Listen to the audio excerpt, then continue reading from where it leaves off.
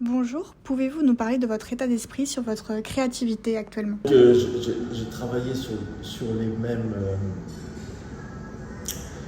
enjeux, on peut dire, hein, c'est toujours pareil.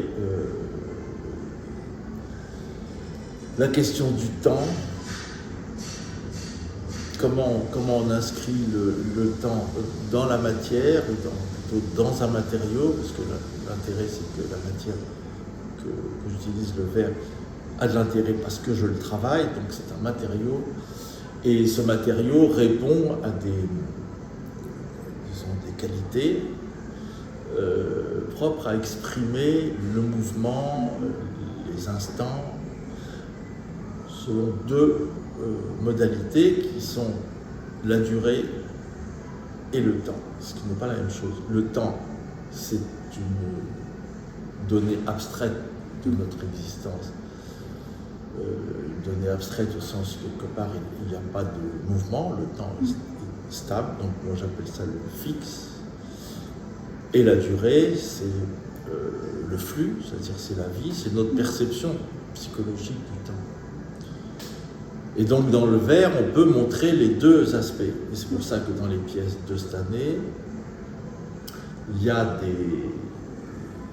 en général, j'inscris des éléments, des inclusions en pâte de verre ou en céramique, porcelaine, beaucoup moins maintenant, voilà, et qui sont un peu à l'image de ce qu'on pourrait penser sur la stabilité des choses, et puis les mouvements de couleurs qui sont un peu l'expression du mouvement, de la durée et d'un instant arrêté.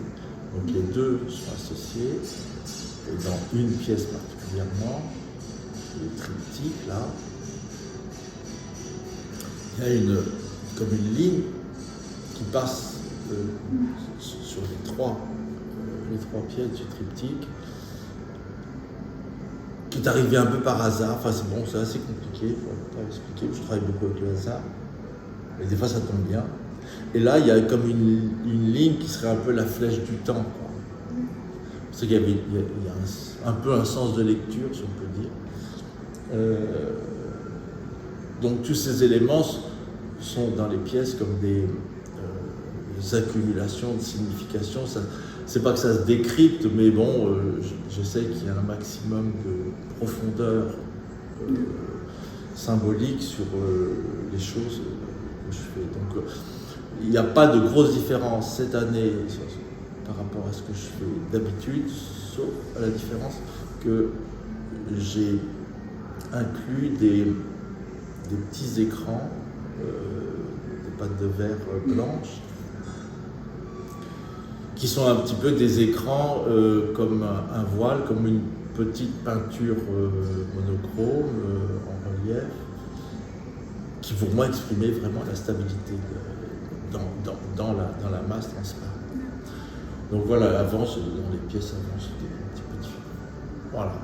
D'accord, merci.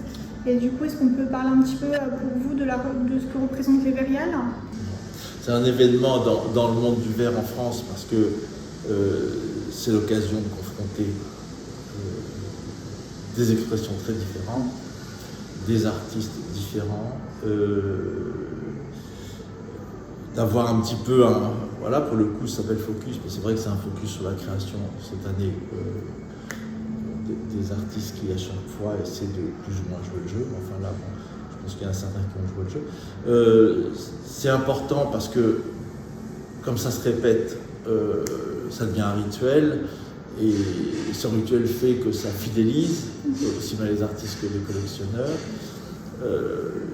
Les musées, les gens viennent voir un petit peu l'état des choses. Alors évidemment, on peut dire, est-ce qu'on voit tout ce qui se passe en France dans la création verrière? Non, manifestement, on ne peut pas tout voir. Mais c'est une initiative privée, un choix d'une galerie, c'est pas, même si ça a vocation quand même à diffuser ce qui se passe en verre ça n'a pas vocation à être exhaustif. Donc, je pense que c'est un phénomène important, c'est un événement important qui creuse l'histoire. On sait très bien que c'est, entre guillemets, au fur et à mesure que le temps passe, ça devient historique. Non pas que chaque férial soit historique, mais toutes ces expositions